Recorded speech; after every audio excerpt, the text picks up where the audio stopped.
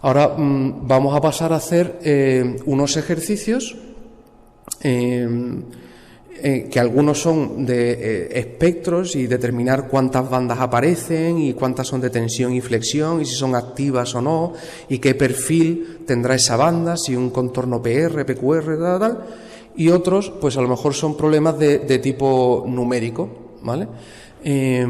Pero sencillos. Entonces voy a resolver estos ejercicios también en pizarra y los subiré en vídeo. Vamos a hacer de los 4 ejercicios propuestos al final del tema de espectroscopía infrarroja. Voy a empezar por el 10 y el 11, que son numéricos y rápidos y fáciles de hacer, y después haremos los otros 2 que ya nos piden los modos normales de vibración, si son activos o no, para 2 moléculas.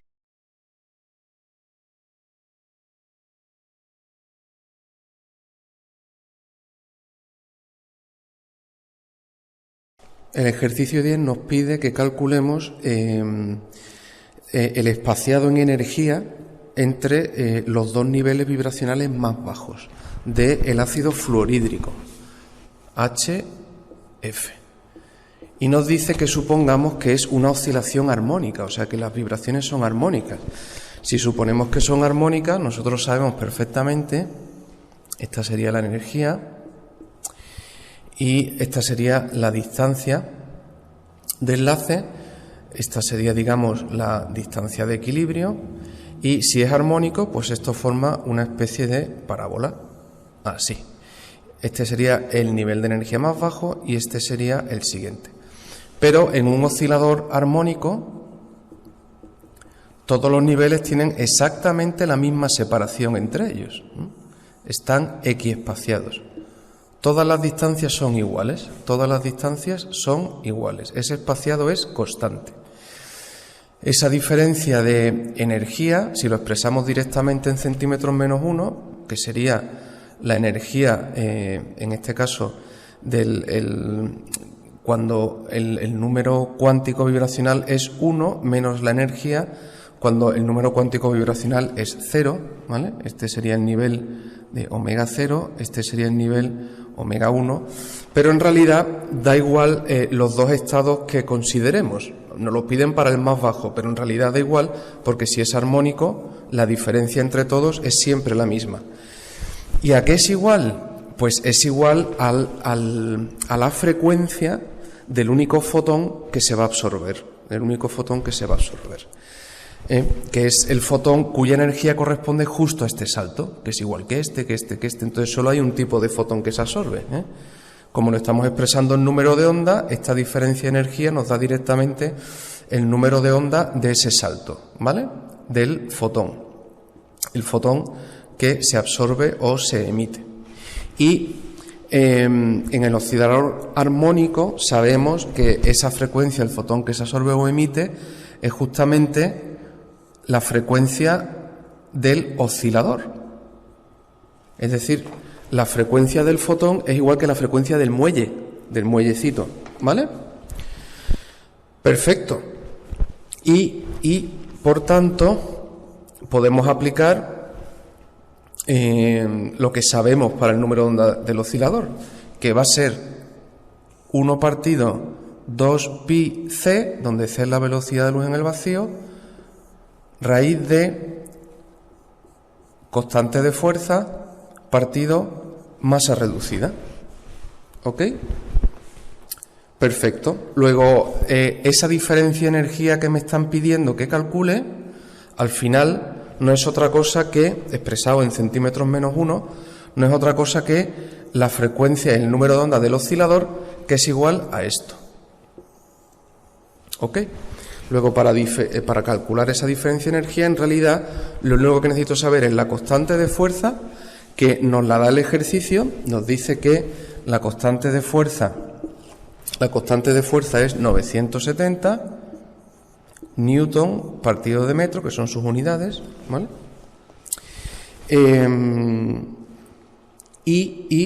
La masa reducida. La masa reducida tenemos que calcularla. Bien, entonces sabemos que la masa reducida es el producto de las masas partido la suma de las masas. De manera que como es hidrógeno y flúor, pues sería 1 por 19 partido 1 más 19. Y esto sale 0,95 en las unidades que estamos empleando, que como son pesos atómicos es gramo partido mol, y sabemos que esta masa reducida hace referencia a una molécula, no a un mol de molécula, sino a una sola. Luego esto tenemos que transformarlo y donde aparece un mol, yo sé que eso equivale a 6,022 por 10 elevado a 23 moléculas, ¿no? Entonces esto ya me va a quedar por molécula, por unidad de molécula. Y también sabemos que para que haya coherencia en las unidades tenemos que pesarlo en kilogramos. Luego, un kilogramo son 1000 gramos, de manera que mol se me va con mol, gramo se me va con gramo y esto va a quedar expresado en kilogramos. Luego la masa reducida del ácido fluorhídrico, de la molécula de ácido fluorhídrico, la masa reducida en kilos resulta que es 1,578 por 10 elevado a menos 27 kilogramos. Muy bien.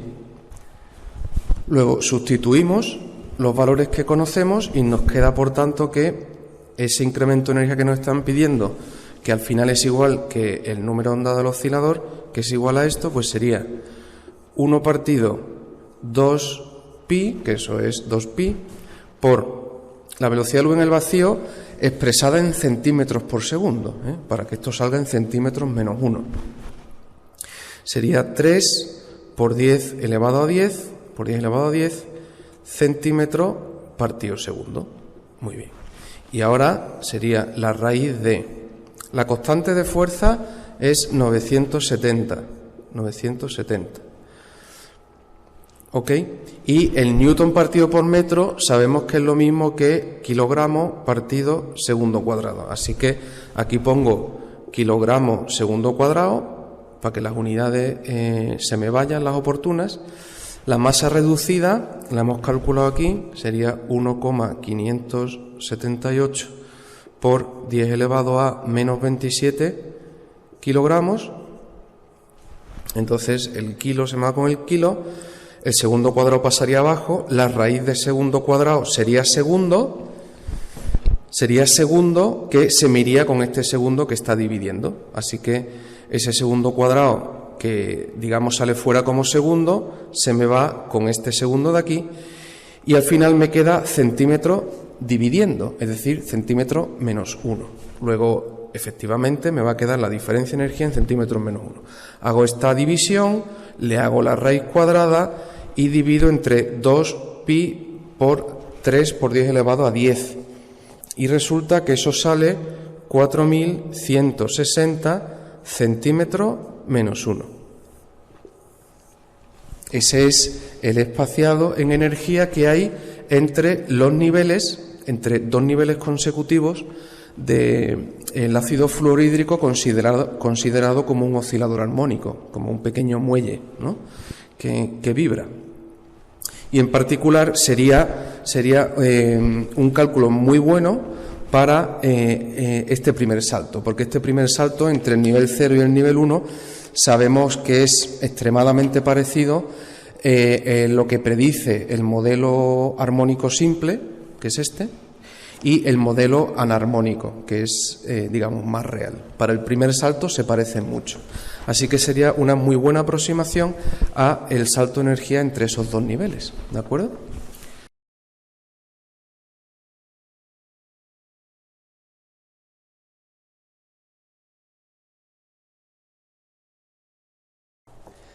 Vamos a hacer el ejercicio 11, que también es numérico, y el enunciado nos da la ecuación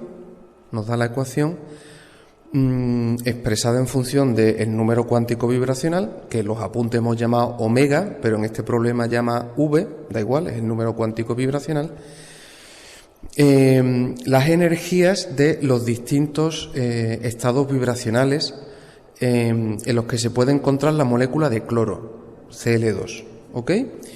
Bien, y nos dan la siguiente expresión. Nos dicen que la energía expresada en centímetros menos 1, nosotros la expresamos como épsilon, si viene en centímetros menos 1, resulta que es 564,9 por el número cuántico vibracional, que el enunciado pone como V, nosotros le hemos llamado omega en los apuntes, más un medio,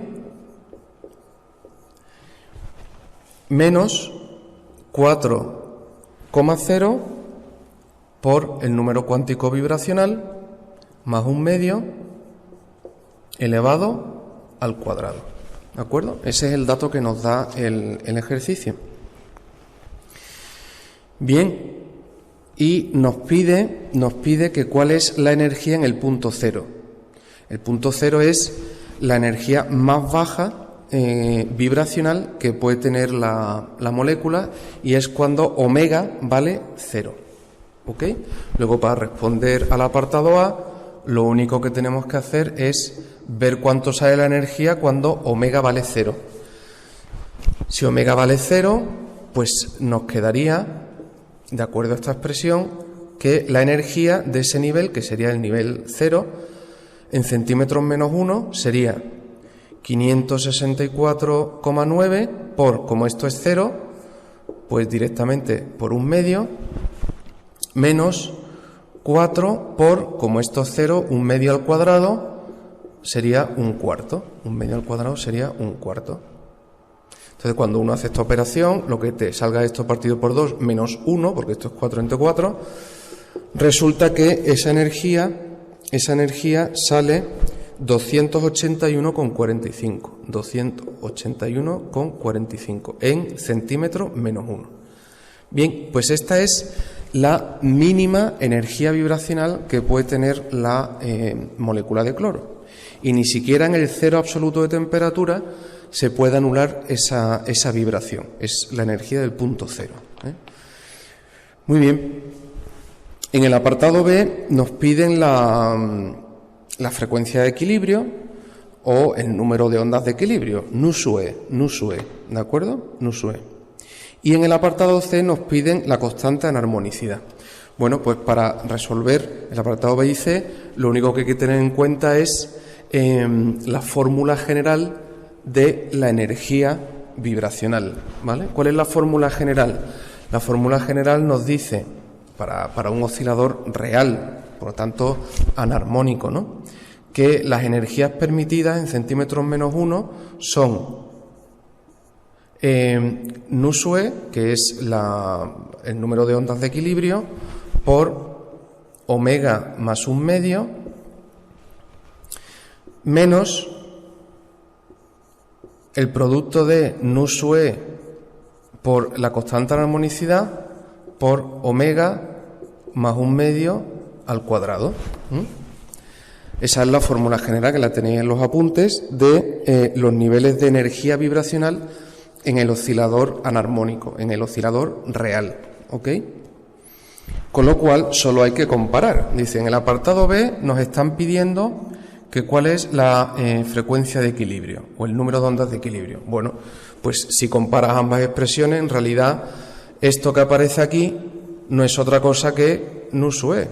Así que directamente el número de ondas de equilibrio es 564,9 centímetros menos 1. Ya está, así de sencillo. Claro, si uno no se sabe esta expresión, pues entonces es incapaz de poder determinar esto, ¿no?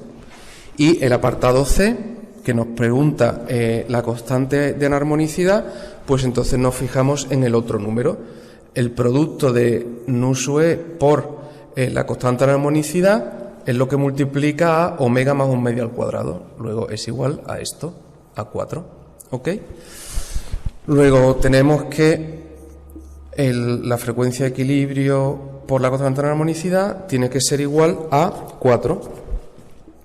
A 4. Con lo cual, despejando de aquí, la constante de armonicidad tiene que ser 4 entre el número de onda de equilibrio, que es 564,9. Bueno, este 4, esto es centímetros menos 1 y esto es centímetros menos 1. Luego esto me quedaría centímetros menos 1 arriba y centímetros menos 1 abajo. Luego esto se va, que es lo que corresponde a la constante de anarmonicidad, que no tiene unidades, ¿eh? Y entonces, al hacer esto, pues sale 0,0071.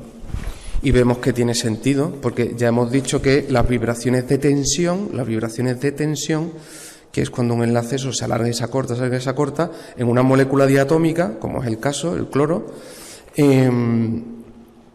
siempre da la constante de armonicidad valores positivos y pequeños, del entorno de 0,01, efectivamente, 0,01. O sea, 0,010 y me ha quedado 7, pues sí, es de ese orden, ¿no? De hecho aquí, si cortaras aquí y redondearas, tendrías que sumarle 1 y sería 0,01. Así que sí, tiene sentido, esta sería la constante de anarmonicidad, que es lo que me pedían en el apartado C. Y ya lo tenemos todo. La energía del punto 0 en centímetros menos 1, el número de ondas de equilibrio y la constante de anarmonicidad. Con lo cual, con esto habríamos resuelto el ejercicio 11.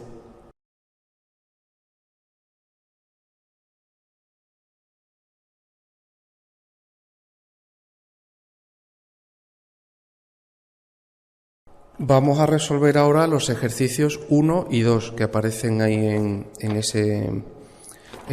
la transparencia, ¿no?, de los apuntes, donde se mencionan 4 ejercicios, entre ellos el 1 y el 2.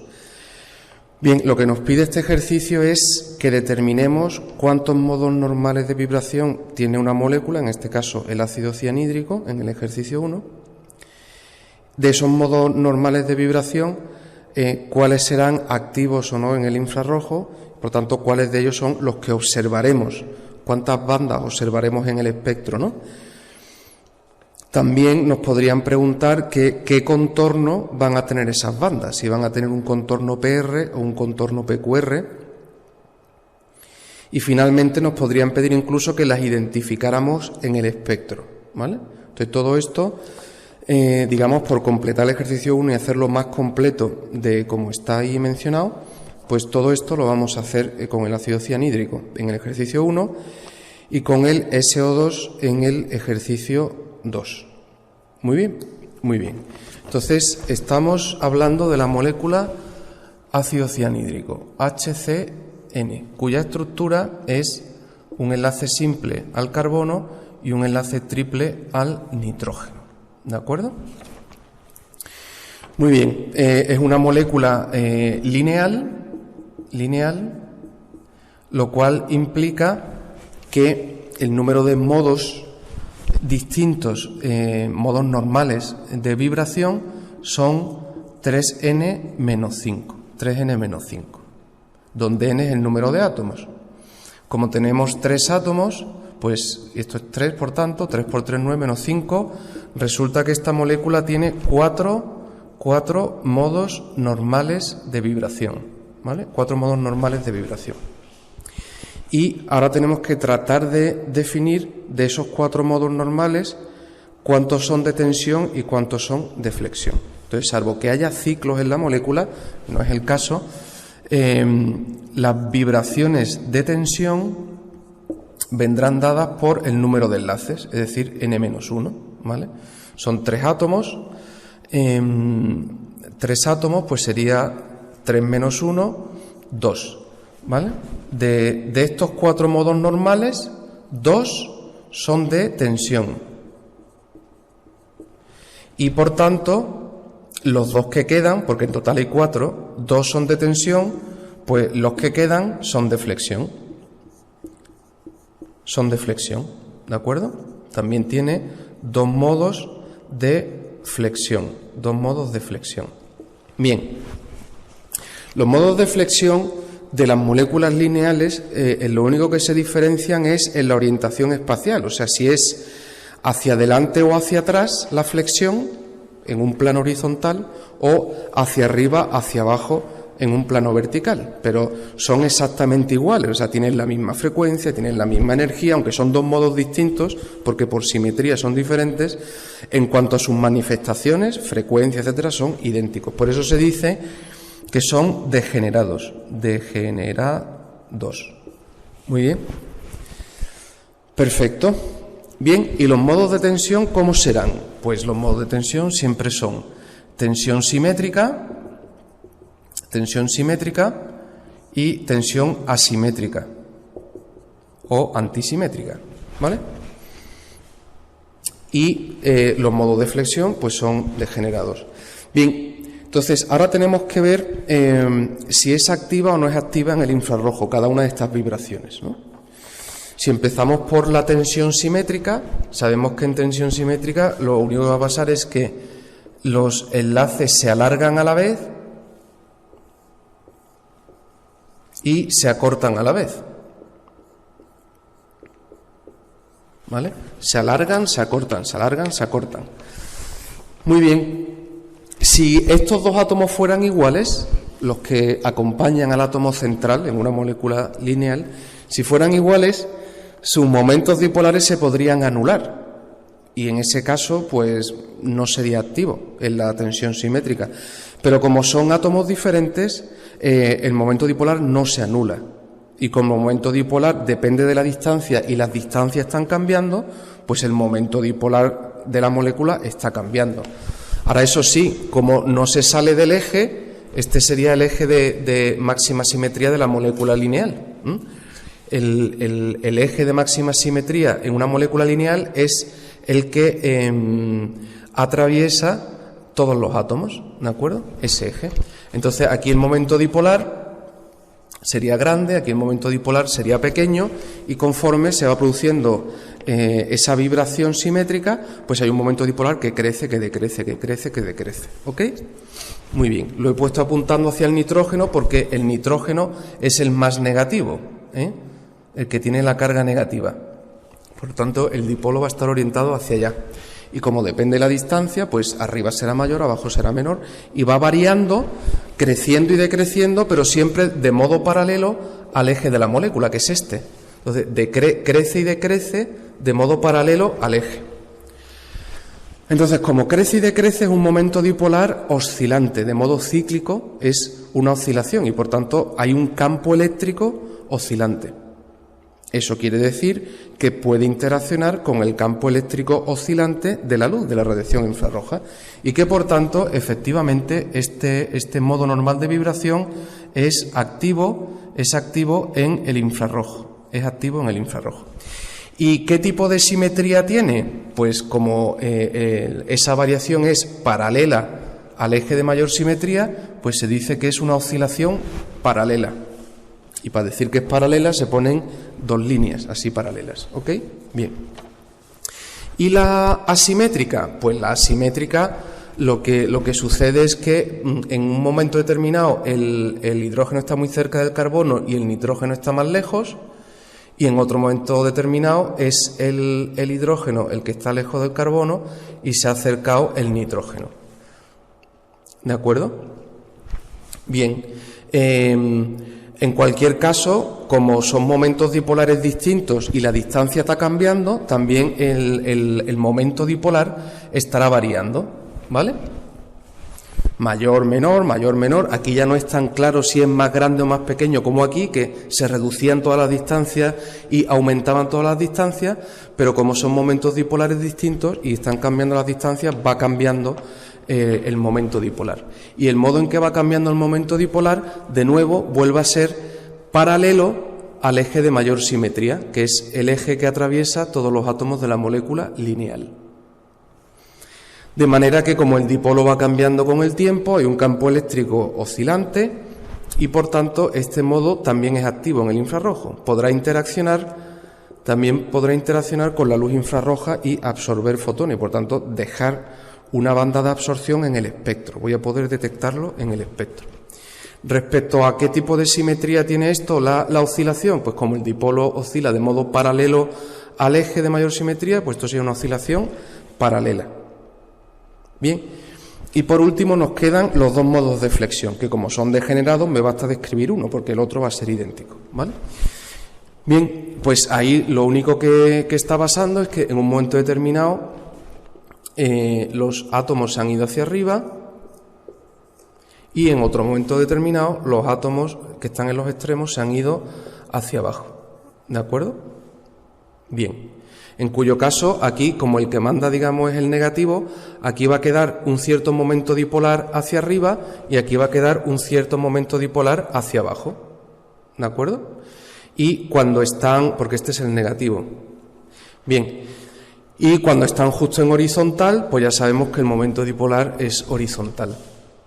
Así que cuando suben los átomos, el momento dipolar se sale del eje, el eje de mayor simetría, que es el eje que atraviesa todos los átomos de la molécula lineal, que ese eje estaría aquí, ¿vale? Y los átomos se han salido, y el momento dipolar, como consecuencia, se ha salido hacia arriba, aquí, y si este es el eje de mayor simetría, aquí, se ha salido hacia abajo. Y conforme van subiendo los átomos, llega un momento en que vuelven hasta 180 grados, y es horizontal, hacia arriba, horizontal, hacia abajo. El momento dipolar va subiendo y bajando, saliéndose del eje de mayor simetría. Con lo cual, ¿los modos de flexión son activos en el infrarrojo? Sí, porque el momento dipolar está oscilando, está cambiando. Por tanto, el campo eléctrico está cambiando, es un campo eléctrico oscilante y puede interaccionar con la luz infrarroja. Estos dos modos son activos en el infrarrojo. Ahora, respecto a la oscilación, como el dipolo se sale del eje, se dice que es una oscilación perpendicular. Una oscilación perpendicular. Muy bien.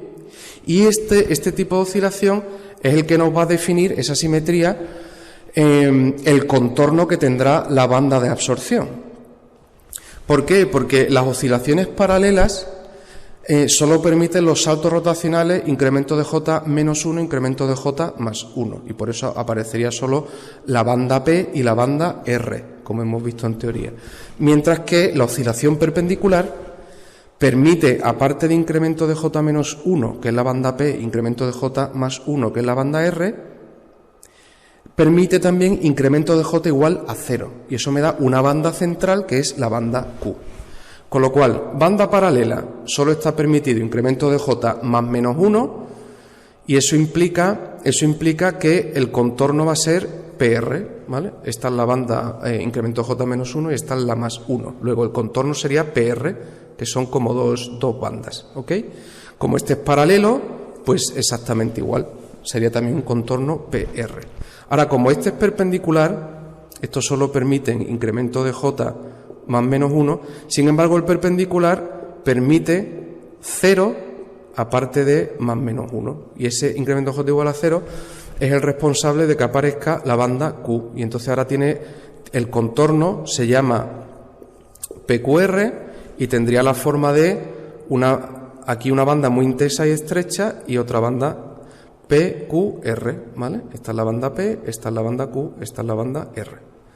¿De acuerdo? Mientras que esta es la banda P, esta es la banda R. Con lo cual, este tendría un contorno PR, estos dos se verían como un contorno PR, mientras que esta se vería como un contorno PQR. Bien, y conviene saber señalar estas bandas en el espectro experimental. Eso lo vamos a hacer ahora con una transparencia que os voy a poner, ¿de acuerdo? Bien, pero hay una cosa adicional que tenéis que saber para asignar. Esta banda es la simétrica, esta la antisimétrica. Bueno, por un lado están los contornos. Pero independientemente de los contornos, siempre se observa la siguiente tendencia, ¿vale? La frecuencia o el número de onda de la tensión asimétrica, ¿vale? Vamos a poner de la tensión asimétrica es mayor que la frecuencia o el número de ondas de la tensión simétrica. Y a su vez las vibraciones de tensión son bastante mayores que el número de ondas de la vibración o las vibraciones de flexión. Con lo cual ya, en función de dónde salen, puedo distinguir la tensión asimétrica y antisimétrica con más o menos cierta seguridad. Y aparte de este dato, encima lo confirmamos con los contornos que observamos en la gráfica, si es contorno PR o es contorno PQR. Entonces vamos a observarlo directamente sobre la gráfica. Bien, aquí tenéis el espectro experimental en la zona del infrarrojo de esta especie, el ácido cianhídrico, que es justo la molécula que acabamos de analizar en nuestro ejercicio, en el ejercicio 1. Entonces se supone, aquí se ven tres bandas claramente diferenciadas, esta es una, esta es otra y esta es otra. Con los datos que hemos analizado en el ejercicio deberíamos ser capaces de asignar cada banda a tensión simétrica, tensión asimétrica o flexión. Por un lado, sabemos siempre que esto nos está dando el número de ondas y esto es número de ondas más grande y esto es número de ondas más pequeño, ¿de acuerdo? O sea, el número de ondas va creciendo en esta dirección. Luego este es el máximo número de ondas y este es el mínimo número de ondas. Ya hemos dicho que la tensión asimétrica suele ser la que tiene una frecuencia mayor, un número de ondas mayor, ¿vale? Y después estaría la tensión simétrica y después la flexión. En este caso particular hay dos modos de flexión, pero están degenerados, es decir, se solapan, cae uno encima del otro. Bien, luego esto sería tensión simétrica, tensión asimétrica, tensión simétrica y los dos modos de flexión superpuestos, ¿de acuerdo? Por eso observo tres bandas. Hay cuatro modos, pero dos de ellos están degenerados, que son esos dos, que se ve uno encima del otro. Y podemos confirmar además que eso es así, esa asignación, porque de los modos de vibración que hemos analizado, el único que tenía un contorno PQR, porque era una oscilación perpendicular, el único eran los modos de flexión, los dos modos de flexión degenerados. Y efectivamente aquí se ve claramente la banda P, la banda Q, o sea la banda, es que esto está justo al revés, la banda, espérate, lo voy a poner aquí y así se ve mejor, ¿vale? Esta es la misma banda, pero puesta del derecho, digamos, y haciendo zoom para ver con claridad, ¿no? Entonces, esta sería la banda P, esta sería la banda R y esta banda intensa es la banda Q. No obstante, aquí ya se veía que había aquí una pequeña banda, aquí otra pequeña banda y una banda muy intensa en medio. O sea, tiene un contorno claramente PQR. Y eso solo puede ser una oscilación perpendicular, que en el caso de la molécula de HCN, la única de los modos de vibración, el único que tenía oscilación perpendicular, era justamente el modo de flexión, esos dos modos degenerados. Luego, sin ningún tipo de duda, esta es la tensión asimétrica, la tensión simétrica y los dos modos de flexión, ¿vale? Contorno PR, por eso se ven aquí dos piquitos juntos, contorno PR, ¿vale? Por eso se ven dos picos juntos y contorno PQR. Aparte de esos dos picos se ve un pico muy estrecho y muy intenso central, ¿de acuerdo? Así que hemos podido asignar directamente a cada una de las bandas que se observan qué modo normal de vibración es. Este es el de tensión asimétrica, este el de tensión simétrica y este son los dos modos de flexión, adelante y atrás y arriba y abajo. Y ya midiendo el centro de banda, pues de ahí podría sacar la frecuencia de equilibrio, es decir, asignar a qué número de onda ha salido la banda de absorción, por ejemplo, para la tensión asimétrica, que ha salido más o menos por aquí, ¿vale? Habría que ver aquí y la verdad es que en la figura no se ve muy bien, ¿vale? Y aquí en medio pues caería aproximadamente por aquí y este pues que caería aproximadamente por ahí. Entonces podría asignar cada banda a cada modo normal de vibración y decir cuál es cuál y además mirando en la escala le podría dar un valor numérico en centímetros menos 1 a esa vibración, a ese modo de vibrar.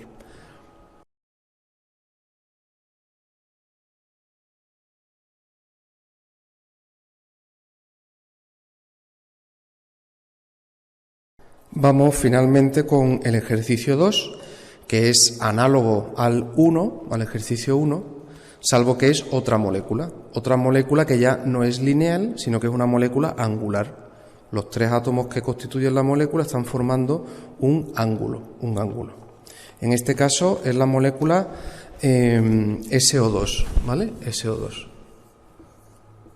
que tiene la siguiente estructura. Tiene un átomo central que es el azufre y está enlazado a dos átomos de oxígeno. ¿De acuerdo? Bien, en una molécula angular, ¿cuál es el eje de mayor simetría? En una molécula angular, el eje de mayor simetría es el que divide a la molécula en dos partes iguales, ¿vale? ¿Veis? Izquierda y derecha iguales. Muy bien, ese es el eje de mayor simetría. Y respecto a ese eje es cómo definiremos si una oscilación es paralela o no, si es paralela o no a este eje, al eje de mayor simetría. Muy bien, bueno, pues empezamos, como siempre, determinando cuál es los modos distintos de vibrar que tiene esta molécula. ¿Cuáles son esos modos normales de vibración? Pues en general, los modos normales de vibración, salvo que sea lineal, que no es el caso, es 3n menos 6, donde n es el número de átomos. Como tengo 3 átomos, pues 3 por 3, 9, menos 6, 3. Resulta que esta molécula tiene tres modos normales de vibración. A continuación, tenemos que ver de esos modos de vibración cuántos son de tensión y cuántos de flexión.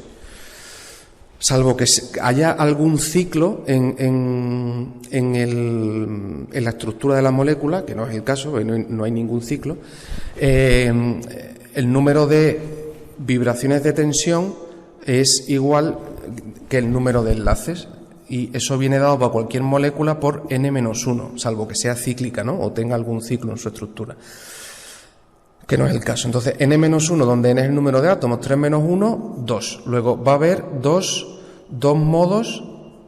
De estos tres modos normales, hay dos que son de tensión. Y por supuesto, los modos de tensión, como siempre, son tensión simétrica y tensión asimétrica. Perfecto. Y como son en total 3 y 2 son de tensión, el que falta es de flexión, ¿vale? El que falta es de flexión, ¿vale? Un modo de flexión. Luego, esta molécula tiene 3 modos normales de vibrar. 2 son de tensión, que es tensión simétrica y antisimétrica, y uno es de flexión. Entonces, hay que ver de esos 3 modos si todos son activos en el infrarrojo o no. Y aparte, si son activos o no, si son oscilaciones paralelas o perpendiculares del dipolo respecto al eje de mayor simetría. Y en función de eso, prever si la banda que vamos a observar va a tener un contorno PR o PQR. Muy bien, pues empezamos por la tensión simétrica. En el caso extremo tenemos los enlaces muy estirados, pero de modo simétrico, y en el otro caso extremo tenemos los enlaces muy acortados, pero de modo simétrico. ¿Ok? Bien, aquí el que tiene carga negativa es el oxígeno, ¿vale? Entonces, los dipolos vendrían en esta dirección, hacia negativo, y cuando sumo estos dos vectores me queda un vector resultante hacia abajo, claramente. Y aquí me quedan dos dipolitos. ¿Por qué? Porque el momento dipolar depende de la distancia. Entonces, ahí la distancia es mayor, momento dipolar mayor; distancia menor, momento dipolar menor. Y al sumar estos vectores, pues me queda un vector resultante hacia abajo, pero más chico que este. ¿De acuerdo? Así que conforme se estira y se acorta el enlace, el momento dipolar decrece. Pero si os fijáis, de modo paralelo al eje de mayor simetría, que pasa a través del átomo de azufre, ¿vale? Entonces crece y decrece, pero de modo paralelo al eje de mayor simetría. Así que como crece y decrece implica que el momento dipolar va cambiando, oscila, y por tanto el campo eléctrico que lleva asociado también oscila. Y como tiene un campo eléctrico oscilante, la molécula puede interaccionar con el campo eléctrico oscilante de la luz y se produce la absorción. Por tanto, esta tensión simétrica este modo es activo en el infrarrojo.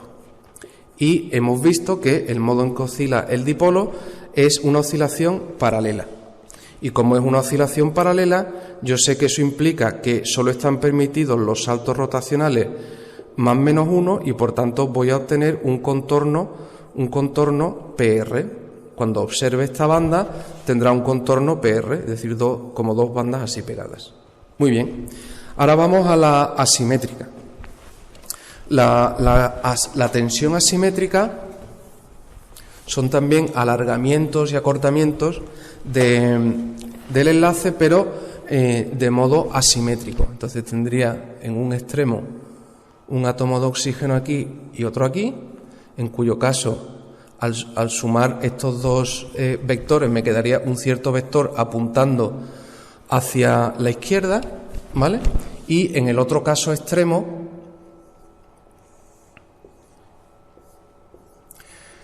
al sumar estos dos momentos dipolares me quedaría uno apuntando hacia la derecha. Mientras que cuando está justo en el centro, es decir, la misma distancia, al sumar estos dos, pues me queda un vector hacia abajo. Entonces, si os fijáis, el momento dipolar va variando, pero varía derecha, izquierda, derecha, izquierda, derecha, izquierda, saliéndose del eje de mayor simetría, ¿vale? Justo cuando pasa por el centro coincide, pero inmediatamente se sale. Se sale a derecha, se sale a izquierda, se sale a derecha, se sale a izquierda, se está saliendo del eje de simetría. Entonces, como se sale del eje de simetría, bueno, por un lado, como el dipolo varía, va cambiando con el tiempo, significa que hay un campo eléctrico que está oscilando. Y si hay un campo eléctrico oscilante, puede interaccionar con el campo eléctrico oscilante de la luz. Y por tanto, esta tensión asimétrica, este modo normal de vibración, también es activo en el infrarrojo. Pero el modo de variar el dipolo es perpendicular a el eje. Perpendicular implica sencillamente que se sale del eje. Y por tanto, los saltos rotacionales que están permitidos ya no son solo más 1, sino también 0. 0 y más menos 1. Con lo cual, esto me da un contorno de tipo PQR, que sería una banda aquí, una banda muy intensa en el medio y otra banda por aquí, ¿vale? Está el PR, esto es PQR, ¿de acuerdo? Bien, y nos queda el de flexión. Bueno, pues el de flexión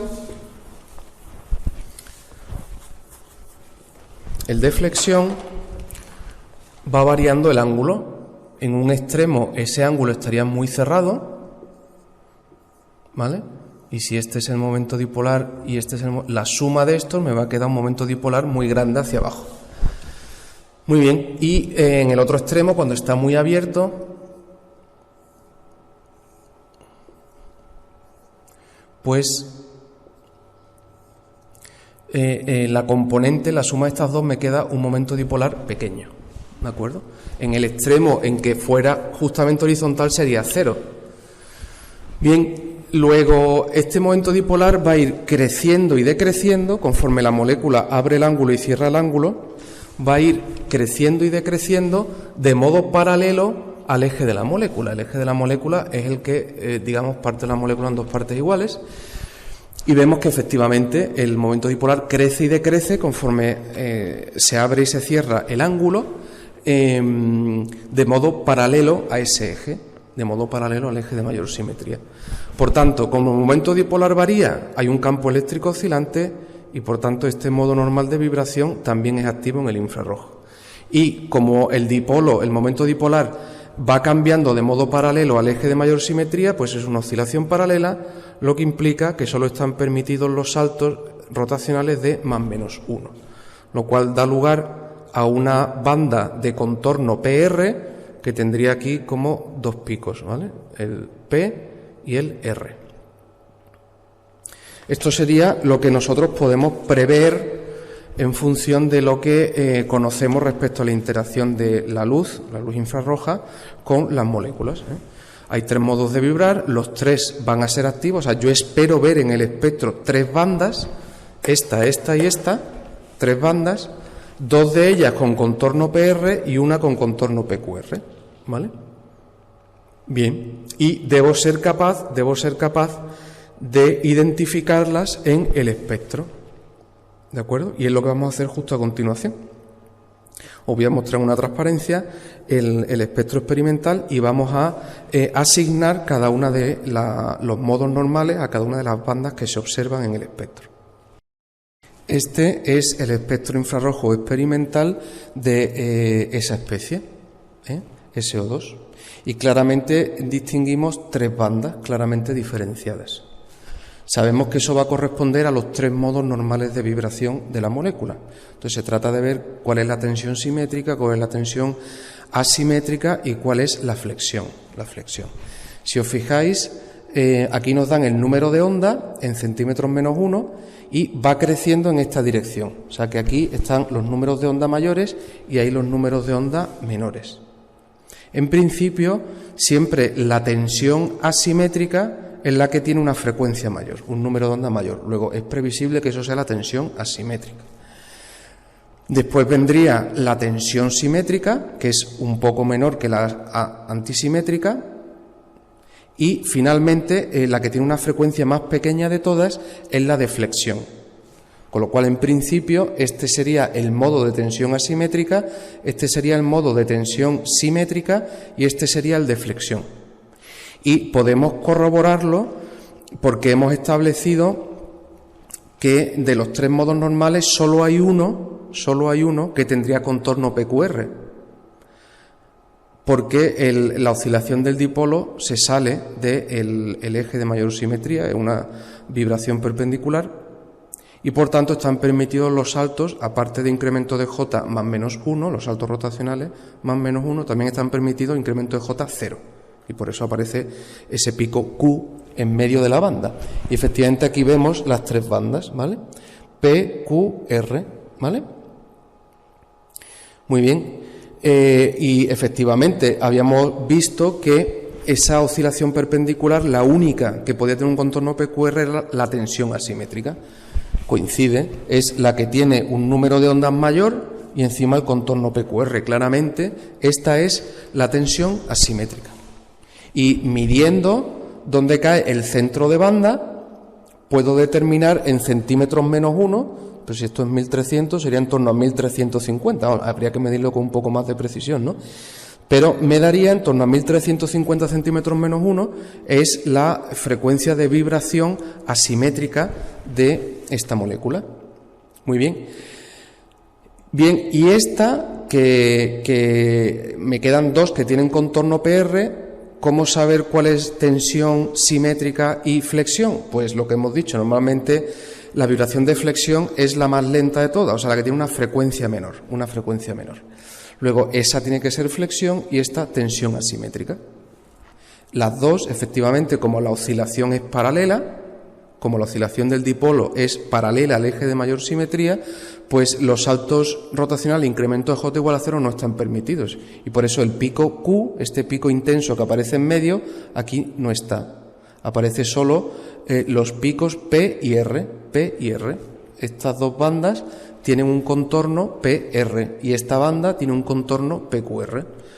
Así que fijaos, con lo que sabemos, hemos podido determinar de todo el espectro infrarrojo de esta especie qué banda es cada una, ¿vale? Que cada banda a qué modo normal de vibración pertenece y asignar, por tanto, las frecuencias de vibración a la tensión asimétrica, tensión simétrica y flexión, medidas experimentalmente. Y ya está, pero básicamente lo que hay que saber distinguir, insisto, son los modos normales. Claramente se ven 3 líneas principales, tres bandas de absorción principales, esta y esta, y claramente esta banda de aquí es la tensión asimétrica, esta es la tensión simétrica y esa es la de flexión.